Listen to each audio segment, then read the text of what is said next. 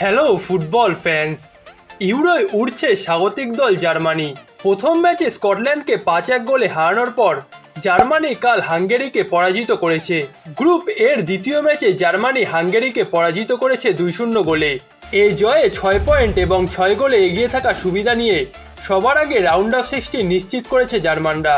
প্রথম ম্যাচের মতো এই ম্যাচটি একতরফা খেলা না হলেও ম্যাচ জুড়ে দাপট ছিল জার্মানিরই।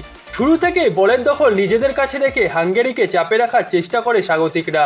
স্কটল্যান্ডের ম্যাচের মতো এ ম্যাচেও দারুণ খেলেছেন 21 বছর বয়সী German attacking midfielder Jamal Musiala. ম্যাচের প্রথম গোলটিও এসেছে বায়ার্ন মিউনিখের এই তারকার কাছ থেকে। জার্মানির হয়ে অন্য গোলটি করেছেন অধিনায়ক ইলকাই গুন্দোগান। হাঙ্গেরি অবশ্য শেষ পর্যন্ত চেষ্টা করেছে ম্যাচে ফেরার, কিন্তু ফিনিশিংয়ের ব্যর্থতা ও রক্ষণের ভুলের কারণে ম্যাচটিতে পরাজিত হয়েছে তারা। হাঙ্গেরির বিপক্ষে ম্যাচের মাত্র 20 সেকেন্ডের মধ্যেই প্রথম গোল হজম করতে পারত জার্মানি, তবে ম্যানুয়াল নুয়ারের দুর্দান্ত এক সেভে সে যাত্রায় গোল হজম থেকে বাঁচে জার্মানি।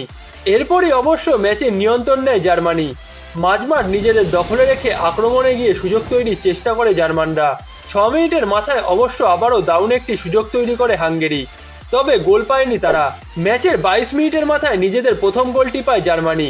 মূলত হাঙ্গেরির খেলোয়াড়দের ভুলেই এই গোলটি করেন জামাল মুসিয়ালা। বক্সের মধ্যে থেকে দারুণ এক শটে এই গোলটি পান তিনি।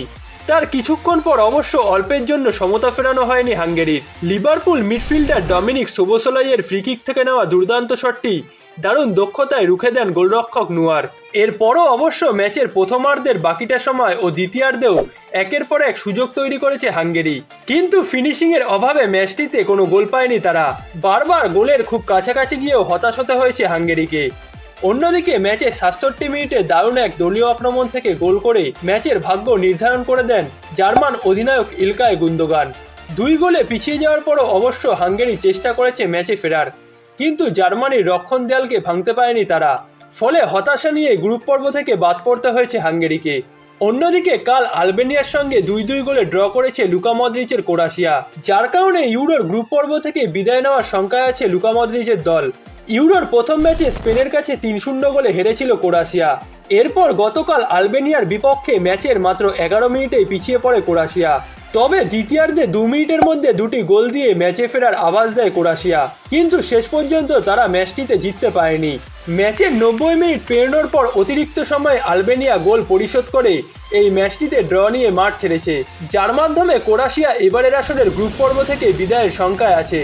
গ্রুপ পর্বে নিজেদের শেষ ম্যাচটা ক্রোয়েশিয়া খেলবে বর্তমান চ্যাম্পিয়ন ইটালির বিপক্ষে, যেই ম্যাচটা তাদের জন্য ডুওডাইও হবে। অন্যদিকে আলবেনিয়া তাদের পরবর্তী ম্যাচটি খেলবে স্পেনের বিপক্ষে।